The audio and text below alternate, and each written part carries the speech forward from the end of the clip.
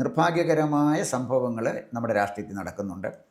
യാതൊരു ബന്ധവുമില്ലാത്ത വീണ ജോർജ് ആറന്മുള വന്ന് ജയിച്ചു.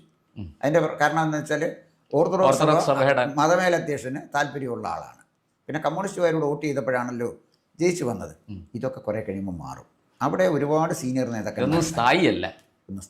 ഇവിടെ ഇതിപ്പോൾ ഇത് കണ്ടിട്ട് ഈ സുരേന്ദ്രൻപിള്ളയ്ക്ക് കൊടുത്തു എന്നുള്ളതല്ല ഞാൻ പറഞ്ഞത്. പക്ഷേ അർഹരായ മറ്റ് പല ആളുകൾക്കും അവരെ തഴഞ്ഞിട്ട് ഒരു ലിസ്റ്റ് ഓഫ് ലീഡേഴ്സിൻ്റെ കാര്യമാണ് ഞാൻ ഈ വായിച്ചത്.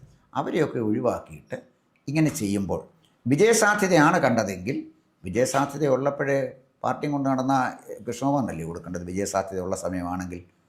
തീർച്ചയായും.